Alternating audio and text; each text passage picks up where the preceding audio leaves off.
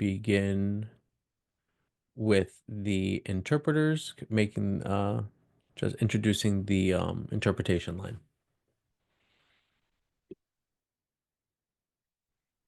Okay, you want me to do that or? No. So yeah, we can Oh, start with our Mandarin interpreters.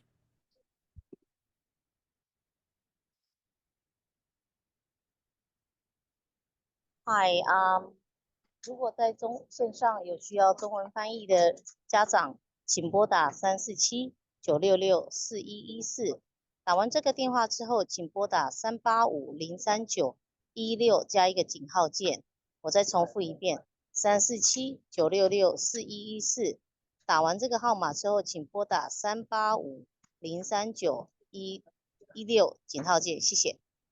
Thank you. And then we could have our Spanish interpreter, please. Good evening, muy buenas noches. Para escuchar esta interpretación en español, marque al número 347-966-4114, seguido del código 386-862-018, seguido del signo de número. Una vez más, para escuchar esta interpretación en español, marque al número 347-966-4114, seguido del código 386-862-018, seguido del signo de número. Great, thank you very much. I'm going to turn it over to Beth Eaton to begin the presentation. Thank you very much, everybody. okay. Good evening, everybody. So excited that we're all here for the first session of our 4-series parent workshop for mathematics. Tonight's presentation is going to be around sorry, just finding it on my other screen. On algebra readiness and the New York City shifts in mathematics. We're going to take a moment to explore the shifts in mathematics. We'll have a brief introduction to them. And then during our next 3 sessions in the series, we'll delve deeper into the each of the shifts in mathematics. My name is Elizabeth Eaton. I'm the District 25 math lead. Also joined on the call by our superintendent, Dr. Michael D'Antona, and our deputy superintendent, Umit Sarin. Just wanted to turn it over to Dr. D'Antona to see if he wanted to greet everybody, and then we'll get started. Sure. Thanks so much, Ms. Eaton. I appreciate you for the introduction. Good evening, everyone. Thanks so much for joining us for this mathematics session. I know over the course of the first few months, I know you've heard me talk a lot about, if you joined me for any of our other sessions, you've heard me talk a lot about reading. Beth certainly knows from our team how important mathematics is as well. And our direction as a district, and one of our district goals, is around promoting Regents readiness for our kids so that our students are ready for algebra by the time they get into the 8th grade. And what Ms. Eaton's going to bring you through today are a couple of the New York City shifts in mathematics that are helping us get to that space.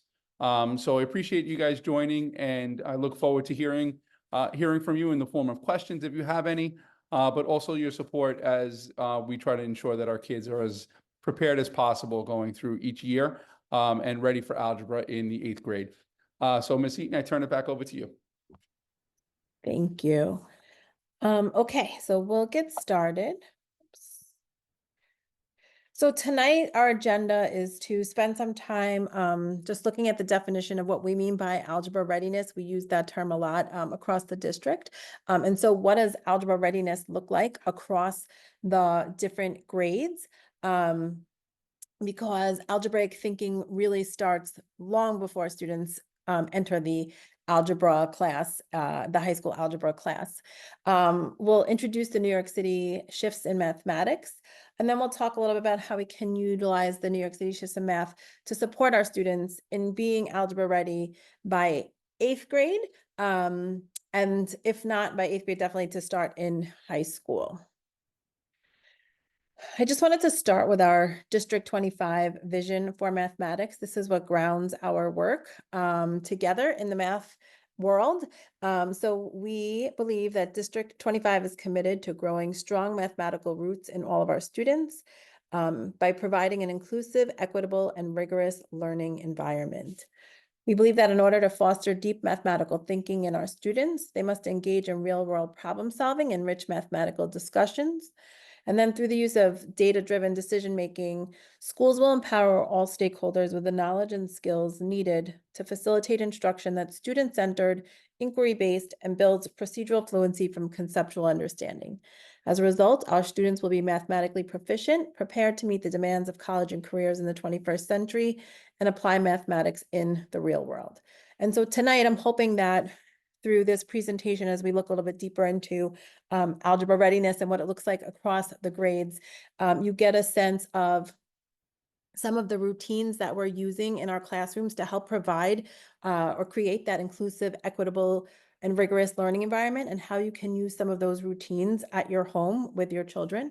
Some of the types of questions that we can ask students to help foster that deep mathematical thinking, and what some mathematical discussions might sound like between ourselves and our students at home. And then what do we mean by that student-centered, inquiry-based learning, and how can the types of tasks that we're giving support that procedural fluency being built from that conceptual understanding. And of course, we do all of this in service of our students and the belief that our students need to be mathematically proficient in order to meet those demands of the college and careers in the 21st century, especially as we see the job market changing. We want our students to be prepared for those jobs and be able to apply mathematics in the real world. So what do we mean by algebra readiness? First, as I think I alluded to before, this really begins before students start school. It starts in the home when students are thinking about counting, counting up to 10, being able to count objects. Some of the work that you're doing at home is supporting that. Students looking for patterns around the world, around their world at home. And it's a way to introduce students to the language of mathematics. So we're thinking about how students communicate and explore patterns, relationships, and structures. In our early stages, we're supporting children in building their number sense. So being able to think about the number 10, let's say, in kindergarten, and think about all the different ways that we can make 10. You can have 5 plus 5, 4 plus 6, 12 take away 2. What does 10 look like in 10 pieces of pasta versus 10 beans? How are they similar? Why are they both 10? And then as children advance, they learn to use various representations to interpret and communicate mathematical ideas with graphs, tables, and equations, right? And that really starts as students, they're working with graphs in the lower grades and equations in the lower grades, and the tables kind of come in around the beginning, grade 3 and beyond. Okay. So how can we support that algebra readiness at home? When we're at home with our child, we should be supporting them in recognizing, creating, and analyzing patterns. So looking around your house, thinking about all the different places that patterns exist, or maybe even pulling some items out of the pantry, asking them to create their own patterns, and then analyzing those. What is your pattern? How does it continue on? If you wanted to build to the 5th pattern, what would that look like? Studying and representing relationships. As I first was joining the meeting, when we had people joining, I was thinking about the number of people in the district in comparison to how many families we had, and was thinking about, at the moment, we have about 6 people in the district. Now we're up to about 39 participants. So we have about 1 district person to every 6 family member that we have on the line. So that's ways that we can just study and represent relationships. making generalizations, so thinking about some of the rules, why things happen and the rules that are behind them, looking for changes, how things are changing. It can be things like even just as groceries are going up, right? Looking at the price of your cereal and how that's changing from year to year, how things are getting more expensive or hopefully less expensive as things continue on, and developing a strong number sense and grasping concepts like quantities, relationships, and the different operations. In addition to some of those So math. Beth, we have a few questions in the Yeah, chat. sorry. Do you want to, no problem. Do you want to wait till later or would you want to look at them now? So the question is, when does it actually start? What grade? I would say as soon as your child starts counting. There are some that will say that algebra, as students, when students are born, there's been studies where they've been able to kind of track just in their eyes, then somebody holding up one finger, moving across, one finger moving across, and all of a sudden two fingers, and how the student's reaction is different to that, right? So looking for that examining change is one way, but definitely as early as kids start counting, right, building that number sense, that would be when it would be starting. And then as far as the curriculum goes, I'll definitely address that at the end of the evening. The presentation, Louis, can you share the link with them? So on our district website, there's a link to the slides, but I'll put it in the chat as well, just so we have it. But it also will always be available on the website, and then on the recording for this meeting in the show notes, there'll be a link, but I'll put that in the chat right now. Go ahead, Beth. Okay, thanks. So developing these math habits at home, in addition to the skills of the concepts of math, mathematicians have certain habits that they use to support their math thinking. And these include being able to problem solve, being able to persevere through a challenging problem, being able to find and use mathematical structure, comparing and estimating and learning from our mistakes, and building that mathematical courage and creativity. And so as we look at some of the tasks across the grades, we'll think about where these habits live. So one of the skills that we that kind of falls under the algebra readiness is students being able to understand patterns, relationships, and functions. And so we're going to take a little bit of time just looking at what that looks like across the different grade bands. So as we see in K-2, children need to be exposed to different types of visual patterns. We see in the kindergarten problem here, they're extending the ABB pattern in the box below, so that pasta, tomato, tomato, pasta, and then tomato, tomato, and pasta, right? That's that ABB pattern. So at home, you can take household items and create these patterns with your child, asking them to extend them or asking them to create their own.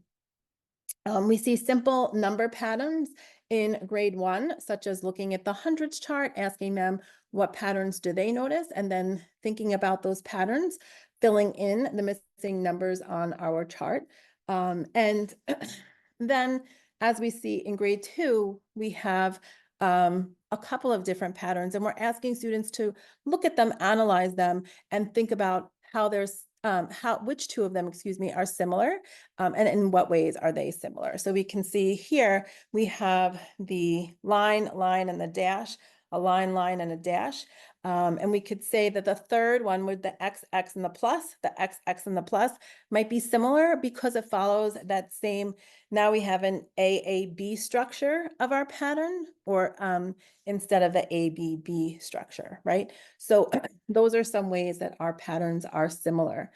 In addition to patterns, children in the K-2 grades should be sorting, classifying, and ordering objects based on size, number, and other properties. You can use items from your pantry, such as dried beans and pastas, as a way to give your students a hands-on activity for this type of task. Students also should be recognizing, describing, extending patterns such as sequences, shapes, or simple numeric patterns, as we saw in the grade 1 example, and analyzing how both repeating and growing patterns are generated. As we move on through the upper elementary school grades, and we're thinking about what it means to understand patterns, relations, and functions, students should be able to describe, extend, and make generalizations about geometric and number patterns, as we see here in the 3rd grade problem, where we're asking them to identify and continue the pattern. So they have to also talk about what the pattern is. And then we want them to be able to represent and analyze patterns and functions using words, tables, and graphs. So we see that in our grade 4 and grade 5, where we're asking them, what do you notice about the pattern? Talk about it, right? Or describe the pattern to me, and then create the next couple of steps. As we move into middle school, it continues to build on what students have learned with about patterns in elementary school. Many of the patterns here could be used with our lower grade students, right? If we just look at the patterns themselves. However, the questions that are aligned with the patterns are what make it more middle school-ish, right? So the ask is about extending the pattern even further and writing algebraic expressions that align with the patterns. So we see in 6th grade, if the pattern continues, how many one by one, oh, sorry, that question is not the right one. It should be how many pumpkins, sorry, will be in the 10th term. So we start with 1, then it grows to 3, then it grows to 6. How many would be in the 10th term, and how do you know that? In addition to just visual patterns, students might be asked to think about patterns in tables, right? So this lives across 6th, 7th, and 8th grade as well. Here's an example of a ratio table, and students are asked to complete the table. So they have to identify what the pattern is that lives in the table, and then also find the cost of the unit price, right? What's the cost of 1 dozen eggs? In 8th grade, in algebra, we could still use this same pattern with our elementary school kids and ask them to draw let's say the 4th step of this pattern. But in 8th grade in algebra, we're asking them to not only just think about what the next image might be, but to create that algebraic expression that we can use to really find any term in the pattern. And we might ask them to also create a graph that represents how the pattern is increasing. Okay. Another skill that aligns with that algebraic reasoning or readiness is being able to represent and analyze mathematical situations and structures using algebraic symbols, right? So now we're thinking about some of those situations we just saw and thinking about how we can use those algebraic symbols to represent them. In kindergarten, oops, sorry, we're thinking about we could 2 different equations, right? So it's thinking about how we write equations that represent maybe the total, how many in all, and we could ask them to write 2 different equations thinking about that commutative property. So we could have 3 tomatoes plus 4 tomatoes equals 7. Or students could also reverse where the equal sign is. This can be a little bit tricky for students. So knowing that 7 is also equal to either 3 plus 4 or the 4 plus the 3, right? So really working on those different properties of operations, such as the commutative property. In grade 1, we're asking students to draw pictures to prove if a sentence might be true. So something is that as 5 plus 2 equals 4 plus 1. Is this true or is it false? And not only just is it true or false, but create that picture to prove your thinking. And this true-false routine can be easily recreated at home. There's a link to it at the end of my slides, right? But really how it works is you pose an equation and ask students if it's true or false, and they have to prove and justify their thinking. And justifying their thinking is a skill that is needed once students continue up all the way really through high school, right? When they're thinking about making proofs and generalizing why things work. In grade 2, we might ask them to think about using the commutative property by describing 2 different ways they could use the hundreds chart to add 23 plus 39, right? So they can think about starting at 23 and then adding the 39, even decomposing that 39 into 30 and 30, excuse me, 3 10s and 9 1s, and how I might move up and down or up or down or right to left on the hundreds grid based upon how I decompose my numbers.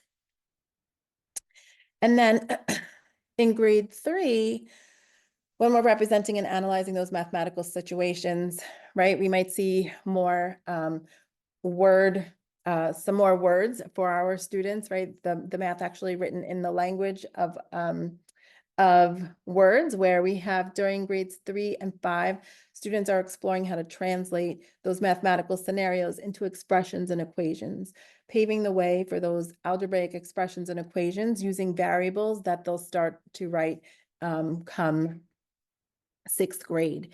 As we can see here, the expressions and the equations being written now include multiplicative reasoning, excuse me, such as the 4 times the sum of 2 numbers in grades 5, or 5 times as many marbles as another student, as we see in grades 4. And then even in grade 3, like writing an equation that can be used to show how many groups of 9 are in 72.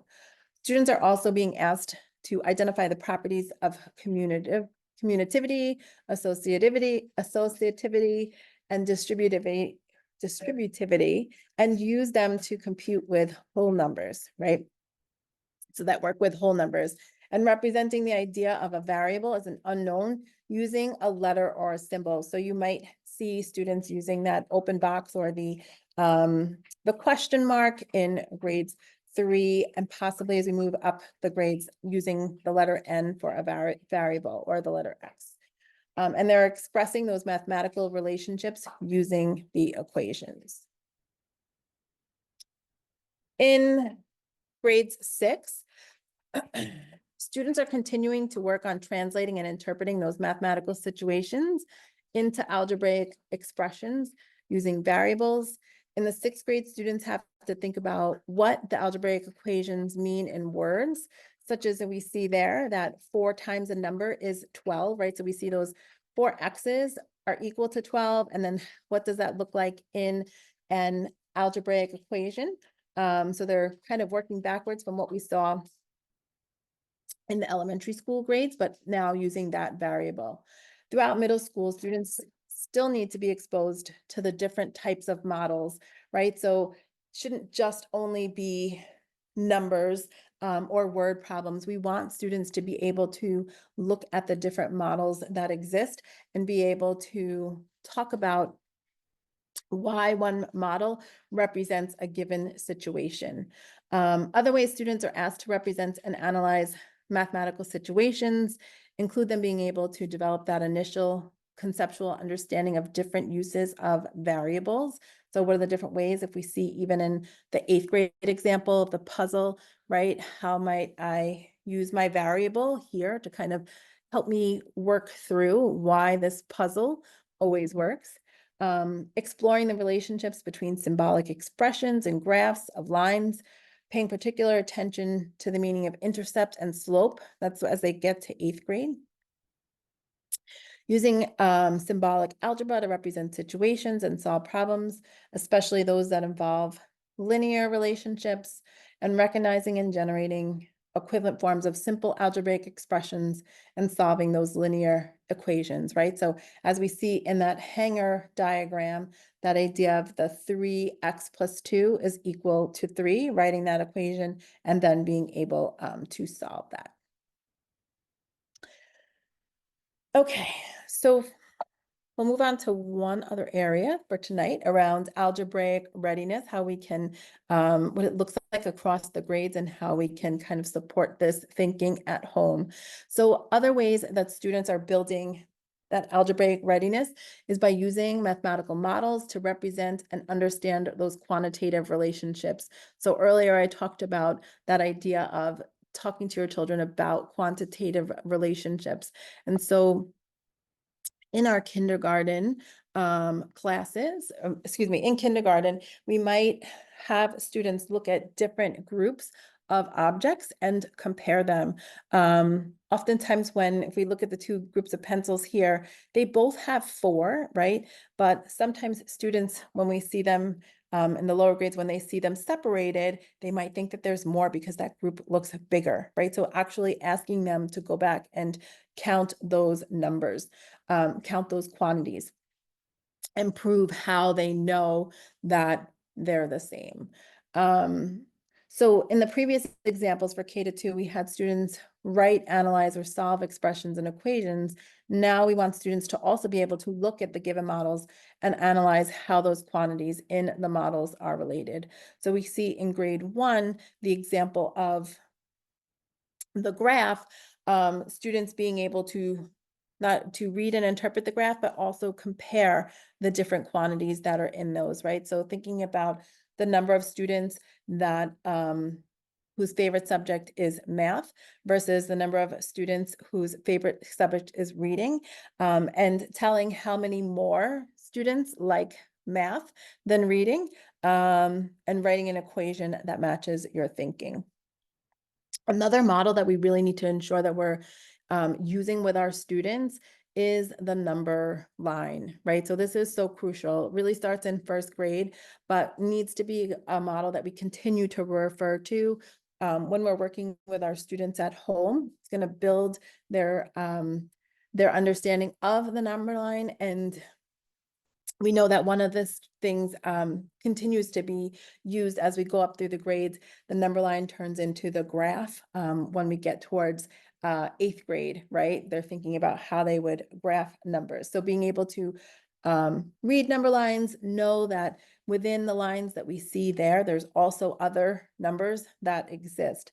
So in grade 2, we might show a couple of number lines, ask the students to think about how the models are similar and how they are different, right? So they're modeling those situations that involve addition and subtraction, using those objects, pictures, and symbols. So if we see in the 2nd grade model, both models show the relationship between 8 and 12, 8, 4, and 12, right? And so I can start at 8 and add 4 to get to 12, or I can start at 12 and subtract, move backwards 4 to get to 8, and then writing those equations that align with that.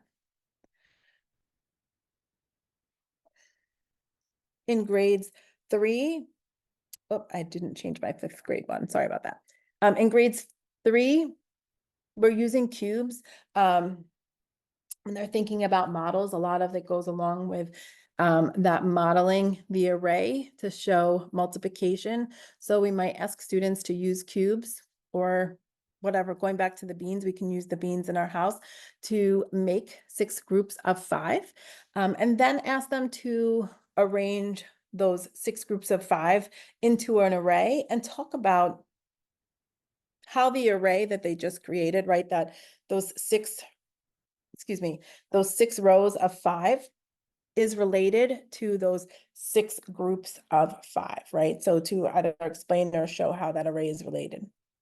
In grades 4, we're thinking about, again, that how many times as much, and how do we model that? So we have Priya donated 3 books, Noah donated 21 books. How many times as many books did Noah donate as Priya did? And sometimes just as you're reading the language, it can be a little bit confusing. I just had to stop and read it again to myself. And students struggle with this just as much as we might, right? So how many times as many books did Noah donate as Priya did? And draw a diagram to show what that looks like. So if she donated 3, model for NOAA might be something like a bar model with 7 times as many groups of 3. And then in grade 5, it's not here, I'll change it on your example on the website, but we might ask students to draw a diagram that represents the expression 142 times 33. So using that area model to help them think about 142 times 33, the area model, and the distributive property, right? So decomposing the 142 into 100, 40, and 2, and then decomposing the 33 into 30 and 3, and using that area model to help multiply those. What does using models to represent and understand quantitative relationships look like in 6th, 7th, and 8th grade? Again, a lot of it is continued, is repetitive of what we see in the elementary school grades, right? Definitely need to expose our students to lots more graphs as they continue to move towards algebra. So we see in 6th grade where we have a graph that compares the number of green apples to the number of red apples needed to make a pie recipe, and asking students to think about, how could I use this graph to help me figure out how many green apples I would need if I only have 2 red apples? So we're exposing them to all those different types of models.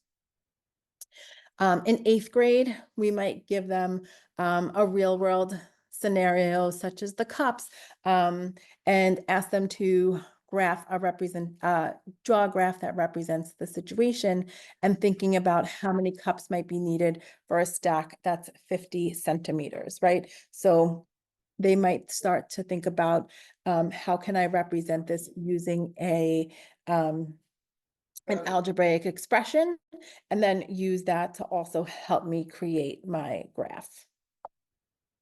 Okay. So now we're going to get into the shifts and how the shifts really support some of this thinking that we just kind of went through, and how it progresses through the grades. So New York City has come up with some shifts in mathematics that are based upon research, right, for best practices for math instruction.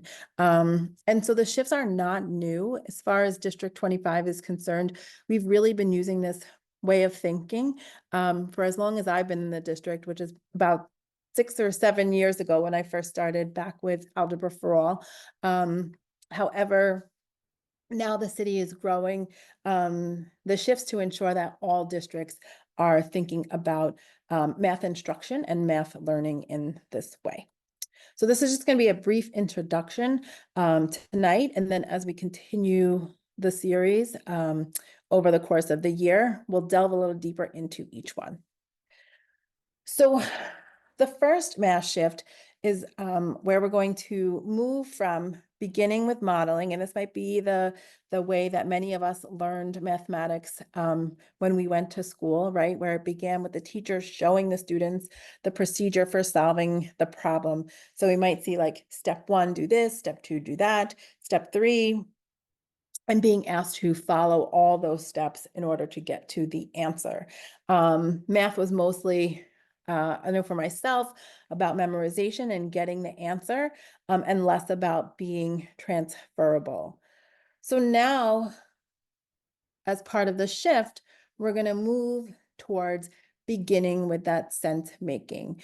So we want math learning to begin with students being able to think about an unfamiliar problem and the ways they might use what they already know to solve it.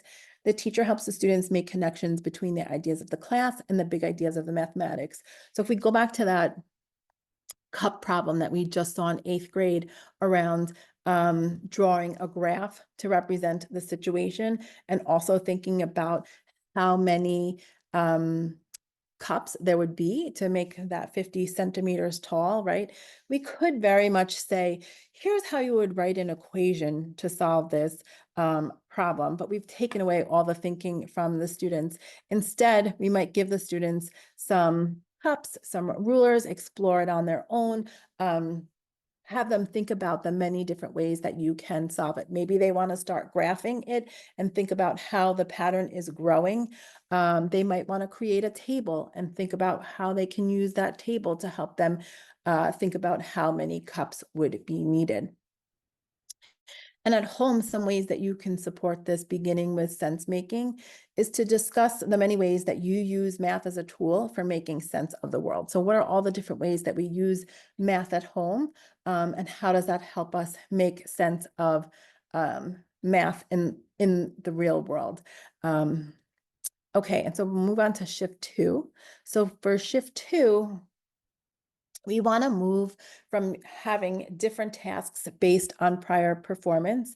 So moving away from classrooms where students are assigned different tasks based on how they perform, either they're above, at, or below grade level, because this results in students who are working below grade level, falling further and further behind. And so we're not saying that there isn't a time and place for students to actually work on the skills that they need. If our students are struggling, we want to give them an opportunity to work on the skills that they need. But we also don't want to only allow them opportunities to work on the skills they need, because they'll never be exposed to those grade level tasks. And as we know, in grades 3 and up, all students need to take a state exam that has problems that are grade level, right? And so we want to make sure that we're exposing our students to those grade level tasks. So we move from the different tasks based on prior performance as our sole style of teaching to using more shared low floor, high ceiling tasks, right? Where all students are working on the same at grade level mathematical task, ensuring that it's accessible enough for everyone to get started, open enough to allow for a variety of strategies, and deepen enough that it connects to important grade level standards, right? So if we go back again, just because it was the last task I can think of, that cup task, allowing all students in the 8th grade to access that task. Giving them first maybe a routine such as notice, wonder. Let's just look at the image. What are you noticing? What are you wondering? Let's talk about some of those things first. And then giving them the task that they're going to solve. It's open enough to allow that variety of strategies. Again, I talked about students being able to create a table, being able to create an equation, being able to graph, maybe also doing a little bit of guess and checking to help them solve the problem. And then our role as the teacher in the classroom is to help them make those connections between the different methods kids might have used, and also help them make connections between those grade level standards. And at home, we can support students who are working on shared low floor, high ceiling tasks, right? So if our students are working on problems that are grade level based for homework, using a routine such as the 3 reads, which I believe we're going to get to in our next session, can be used to support the students in being able to make sense of the task. Again, going back to that routine notice wonder that we'll look at in a little bit is another way that you can support your students on being able to access the math when the task might be a little bit of a challenge for them, right? So versus just giving them the steps that they might need, or saying this task is too hard, let's work on something easier. There's different routines that we can do to support the students in being able to access them. Beth, in the chat, someone's asking what are the 3 reads? Which Yes. So I have to double check. I believe it's the next session actually where we're going to think about making sense of the task. So that is in December. We're going to get into the 3 reads, but it's really a routine that we can use to help make sense of a math task. And it starts with, let's read it the first time and talk about what the problem is about. Let's read it again and talk about what are the quantities and the relationships that we see there, right? So what are the different values? How are they related to each other? And now let's read it a 3rd time and think about either what are some questions that we can ask about this problem stem, right? What are some hidden questions that are there that we might be able to solve for? Or what is the question asking for? And going back to those quantities and relationships, how can we use them to then solve this problem? So in a nutshell, that's what it is, but we'll delve a little bit deeper into it using some different problems as we go through the year. Our third shift is going to be around moving from discourse to demonstrate understanding, right? So thinking about math communication prior to being used as a mean to communicate before and after engaging in math, right? So in the math classrooms, when I grew up, a lot of times math was just like, my teacher asked a question and we answered it. And most of the time it was like very much at the end, or who can repeat the steps back for me, right? That was what discourse sounded like. And the teacher often was the one doing the majority of the talking, explaining those procedures, telling us what all the vocabulary words that we needed to learn for the day, what they were. And at the end of the lesson, myself, the student, was expected to restate those procedures using the vocabulary that was shared at the beginning of the lesson. And that really limited the use of discourse as a tool for thinking about mathematics. So we're shifting towards using discourse, to develop that understanding, right? So earlier in the night, I talked about having those deep, those rich conversations with our students about mathematics, right? So we want our students to use discourse throughout the lesson by discussing and writing about their ideas and strategies as part of the learning process. So we saw in many of the earlier grades, it's like, describe the pattern, or explain if this equation is true or false, prove it, how do you know? All of that supports the students in being able to go deeper into the math and have a better understanding of those concepts. Some things we want students to do are notice and wonder about unfamiliar problems, discuss, write about, and improve on the ideas as they work on math problems. So one of the habits that I mentioned earlier was around like knowing that we sometimes make mistakes and being able to recognize our mistakes and go back to them. So the second bullet is around really that rough draft thinking in math. A lot of times we write rough drafts in literacy, right? In ELA, students make a rough draft piece of writing and they go back and they edit it and build on it and reread through it. They might get feedback from a partner. And in math, it's the same thing. It's like, hey, I just learned something new. Let me go back to my math, to my solution and see how I can improve my solution now to incorporate what it is I just learned. And we want our students comparing their thinking with other students. So at home, you can support by listening to your child, asking them questions about what they're doing, or what do you notice? What are you wondering? Can you explain to me why that works? Helping them connect the ideas between what they're doing and what it is that they need to be learning, and then formalizing their concepts, right? So it's like, let's come back and look at all the things that you did. What can you tell me now about multiplication, right? So when we go back to that example in third grade where it was like, let's show 6 groups of 5 and then arrange it into an array. What can you tell me? It's like, oh, 6 times 5 is always going to be 30, whether it's 6 groups of 5 things or 6 rows of 5 objects, it's always 30. And I can arrange them into 5 rows of 6, and that's still 30. So that's where they're formalizing those concepts. Our fourth shift is going to be around moving from that deficit-based support, right? So oftentimes, teachers, and I think parents as well, we think about what our students can't do. And we think about even ourselves that way, what we can't do, especially I hear a lot about like, I was not a math person, right? And we think about our own weaknesses and develop below grade level supports just to ensure that our our children are struggling less. But what happens is this often creates negative math identities and prevents students from engaging with those grade level content and then continuing to widen the gaps in learning. So we want to move towards more of an asset-based support, right?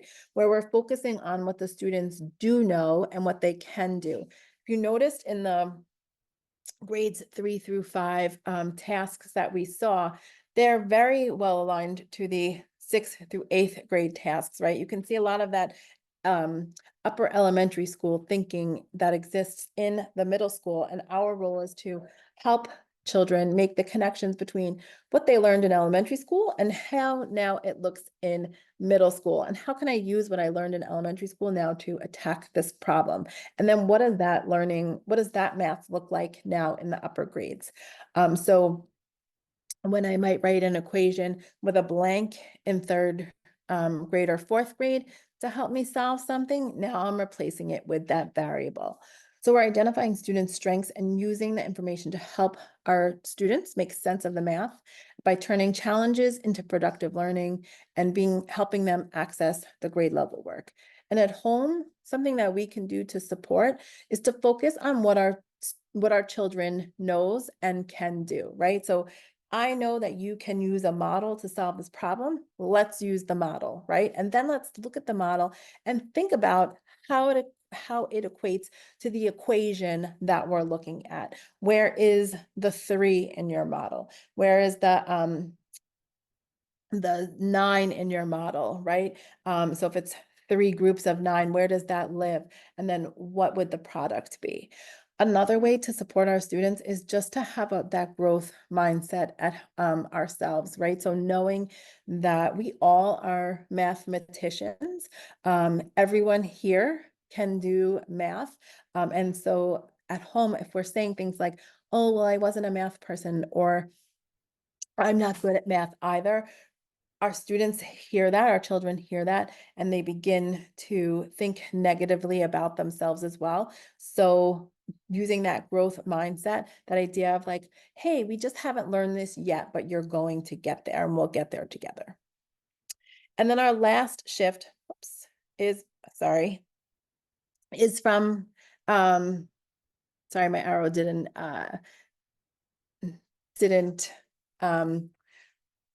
is there already. Sorry about that. So we're going to move from using lesson materials from a variety of sources. And this is where somebody had asked around illustrative mathematics, right? So we're moving from lesson materials from a variety of sources. And what happens is teachers use a mix of informal, self-made, published curriculum materials that are both on and off grade level, a lot of picking and choosing from different places.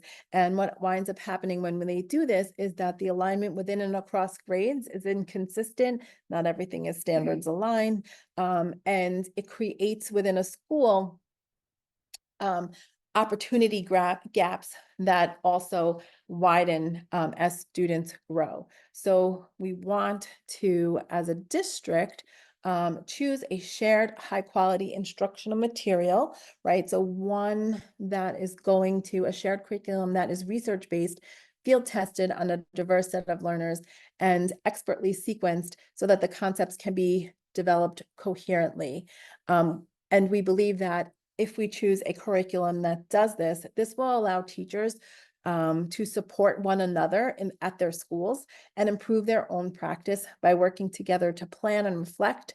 And then the impact will be that students experience that consistent and equitable instruction. And so at the moment, what we're doing is looking at different curriculums that have been research-based and field tested, and recommended by the central math team within the New York City Public Schools. And so we are reviewing those different curriculums as a district. We have a team of people that includes myself, Dr. Dantona, Umit Sarin, teachers, principals, assistant principals. We have parents that are engaged in the work of the team. And then we also have some feedback from students, right? So how do they feel about some of the different curriculums that they might be piloting back at their schools? And so illustrative mathematics is one of them. And some of the tasks, not all the tasks I shared with you tonight, are actually from the illustrative mathematics curriculum. But that's one of them, but that's not the only one. So we have not made a decision yet.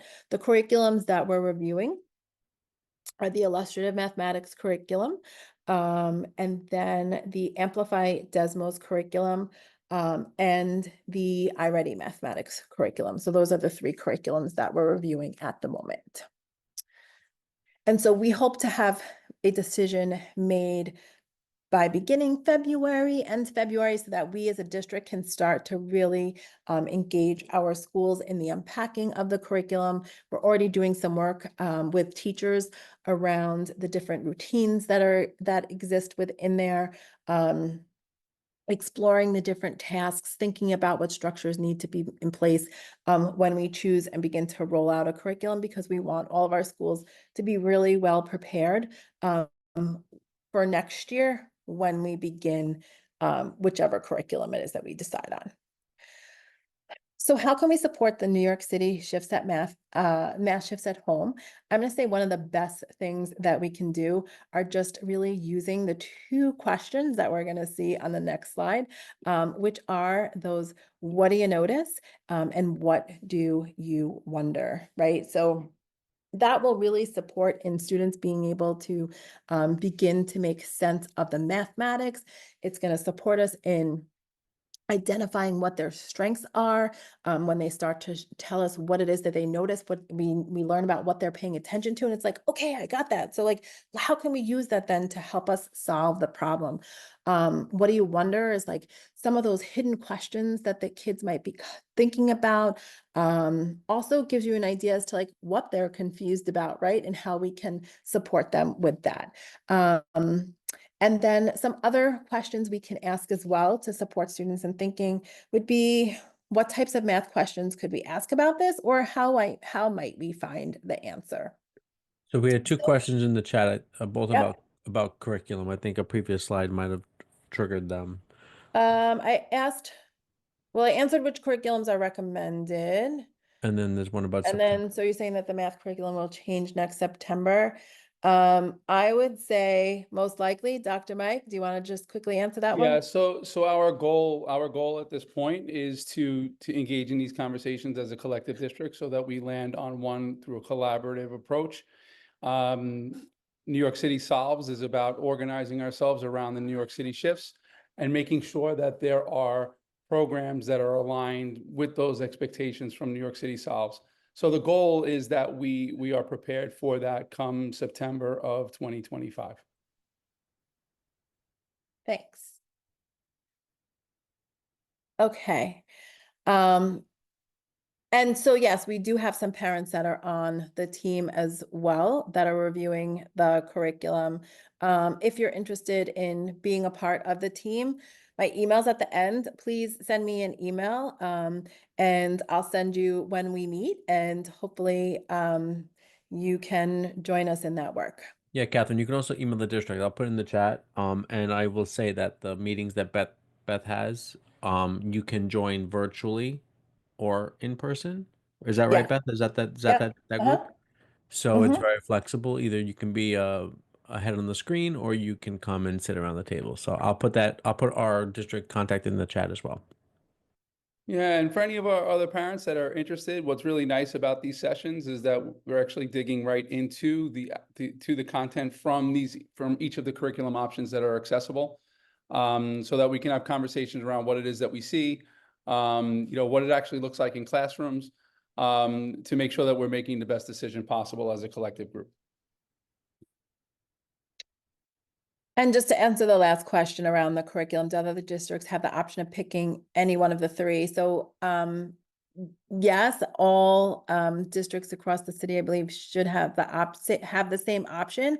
However, I do know that some districts have made a decision to go with one of the curriculums now, and so they've begun implementing.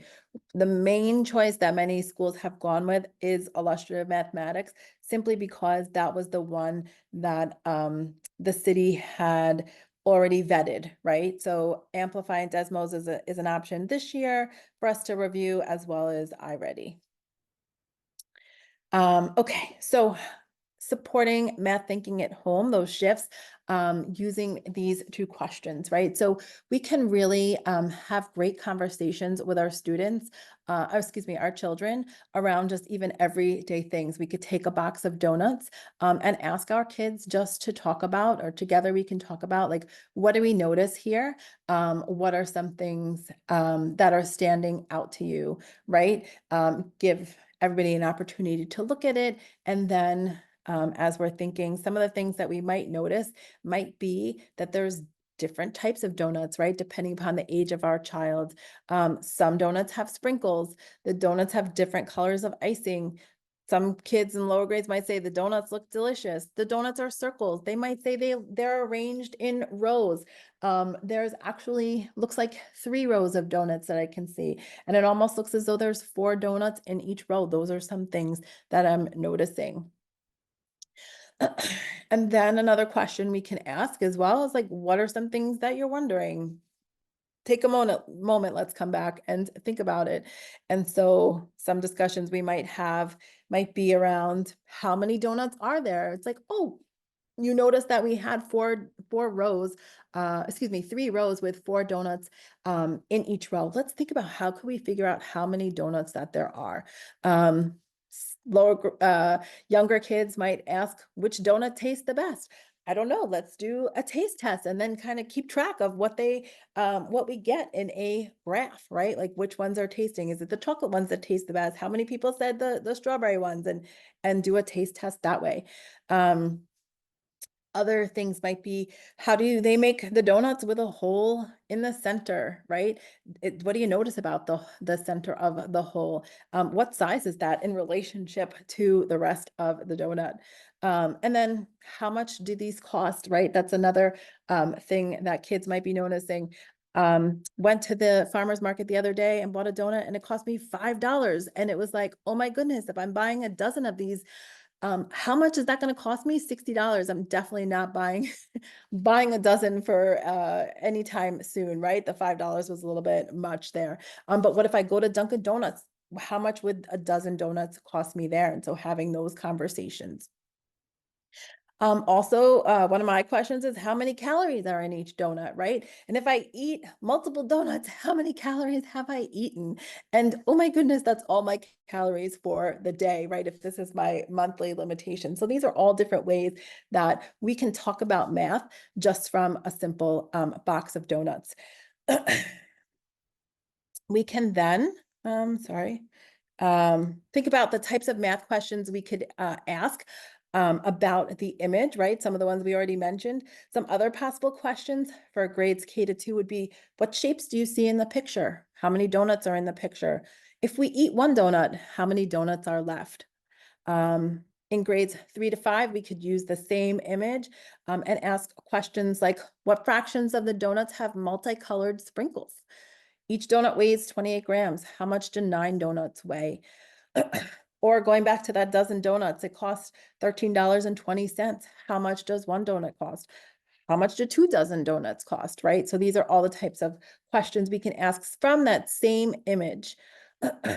And then thinking about grades 6 to 8, what might questions like that sound like from here? What's the volume and the surface area of the donut? How would we go about solving that?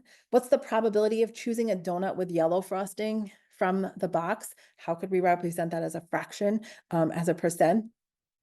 What is the circumference of a donut? How do we go about figuring that out? So from that one box of donuts, we could have a range of questions that goes from kindergarten all the way up to 8th grade, right? So again, when we're coming back to like some of those low floor, high ceiling tasks, you could show an image like this, but come up with a bunch of different questions that really address the learning at those different grades, and thinking about how we might go back to, if we're thinking about the probability of choosing a donut with yellow frosting from the box, we have to first think about what fraction of the donuts have have that yellow frosting, right? How do we think about that? Then we have to think about, how do we count those different donuts? So kind of going backwards. All right, so some next steps for us then, and some resources would be some final thoughts before we go. And I know there's another question. I'll address it just at the end. Whoops. So we have some final thoughts for us as parents would be to hold our children accountable for for thinking through the math, right? I know a lot of times kids can come home, they can be frustrated with homework, and we want to help them or rescue them because we don't want to see them struggling, or sometimes we don't have the time that we want to dedicate. But if we really push them with those questions, like, first, before I even help you, tell me what you're noticing, right? Tell me what you're wondering. Let's talk about that first. That's a way to hold them accountable for thinking through the math. Always ask questions before giving an answer or a strategy. What can you tell me about the problem first? Tell me about the different quantities that you see there. And then when talking about those quantities, push our child to use not just the number. So it's not like I just see 5, but talk about the number, the unit, and what the number represents in the context of the problem. So it's like, I see 5 yellow donuts, right? In that dozen donuts. So I'm just not talking about 5. It's the 5 donuts, and the context is that they're yellow. Push for explanations. Where do you see that? What makes you think that? How do you know? Can you show that to me? Right? Those are all ways to help hold our child accountable for thinking through the math. And then the biggest question is, what did you learn in math today? Right? And don't take nothing or I don't know for an answer. How can you, show me what it is that you learned today? Here are some different resources that are linked in the slide deck that you can use to support math thinking at home. If you click our visual patterns, it will bring you to a bunch of different patterns that you can just show on your phone one at a time and talk about them, right? What pattern do you notice? How is it growing? Can be used across all the different grade levels. Here's a link to the true-false routine and how that works, how you can use that at home. There's a link for family engagement resources from the New York City Public Schools that has some ideas for how you can also support your children at home, but also there's a link to some of the thinking behind the illustrative mathematics curriculum that I know so many of us have questions about. There's a link here to an article around what math looks like at the different ages. A list of books that can foster a love of math. So as we're thinking about so much reading in our district, right, we can read books about math as well that help spark our students to be curious about math, and then also build on their literacy skills. And then there's a link to some math games to support that algebraic reasoning in children. Beth, I added a slide. Can you Yeah. just Re- exit refresh? slideshow mode and then go back in? Yeah. Oh, yes, thank you. I forgot to put And that then in. you can advertise your upcoming sessions, maybe talk a little bit about what each one will be. Yep. Okay. And so thanks, Louis. He's always one step ahead of me. We have If I was, this would have been done before the presentation, but I not meant bad. to do it. Sorry. So here's our next sessions that we'll have that are going to build on tonight. So our Wednesday session on December 18th, we're going to talk about shifts 1 and 2. So what does it mean to build sense making, right? When we start with building sense making, and what are some good tasks that we might want to use with our students? How do we solve low floor, high ceiling tasks? What does that feel like? It'll be a little bit more interactive. So come prepared with your pencil and a paper and be ready to do some math. And then in February, we'll do some thinking around what discussions sound like in math and how we can take what our children are saying and use that to kind of support them in having a deeper understanding of the math. And then in May, 28th, we will talk about how we're going to implement that shared curriculum. By then, we should have made decisions. I'm saying should, not definitely, but should have made decisions around what our shared curriculum will be and how implementation is going to look at our schools and how you can support at home. And I'm sorry, I'm done with my session, so I really want to thank everybody for joining us tonight. My email is there also, so if you'd like to send me an email or have any questions, you can go ahead and do that. I know there was another question that Catherine had put Yeah, in I'm the. gonna ask the interpreters, just please ask your interpretation rooms if there's any questions, and we'll come to you in 1 second while you gather that if there's any questions. And then Beth, you can go ahead and answer Catherine or Dr. Mike, I Yeah, guess. so answer Catherine's question. our Hi, Catherine. our building leaders are certainly going to play a significant role in the conversation, much like the team is organizing in terms of recommendation from the meetings that you're engaging in.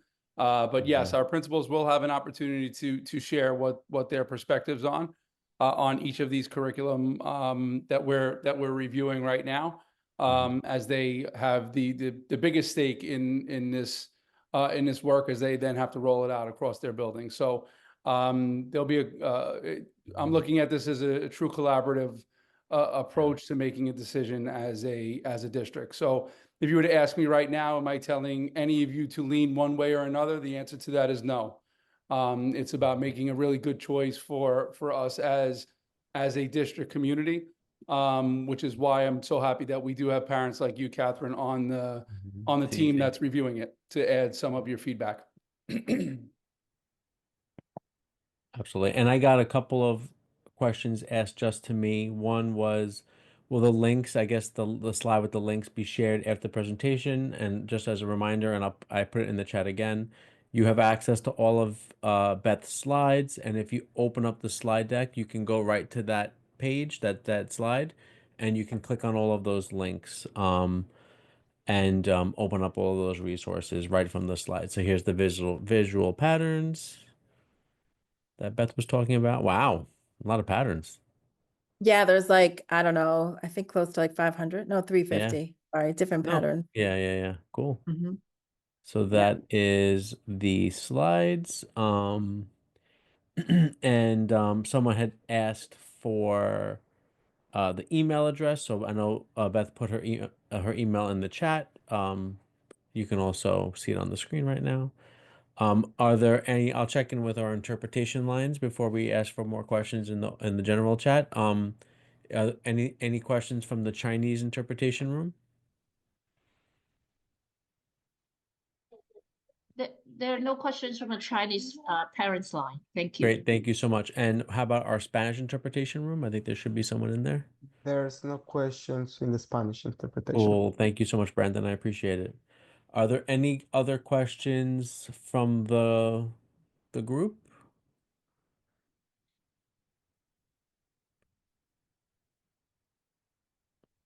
Okay, make sure everyone registers for the upcoming sessions. The ticket pages for those sessions are already up and open, so you can go ahead and sign up for them right now, even the ones all the way in the spring, and then you'll just get email reminders as we get close. So make sure you sign up for those. We had a really good session today. We had at the peak, I saw 50 people, which makes me very happy. It was very good. That's because we love math, Louis. I was waiting We for love someone to math. say it.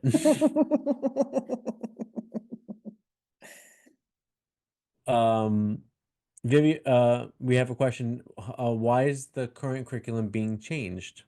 Which is a good question. So maybe we Yeah. should talk about And so New York really the City reason why South. we're changing the current curriculum is that it doesn't align the best to the shifts that we are moving towards.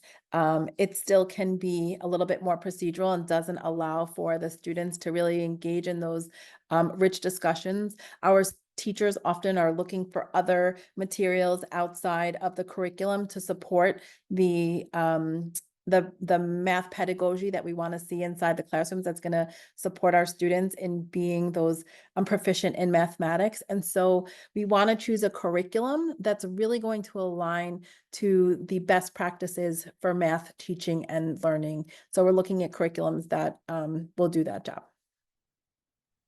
I stopped your sharing. Okay. Very good. And thank you, everybody. I appreciate you joining tonight.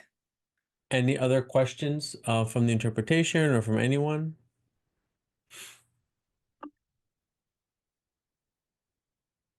Thanks so much, everyone. I really appreciate you guys being on. Math, super important. We have to keep making sure that this is consistently talked about.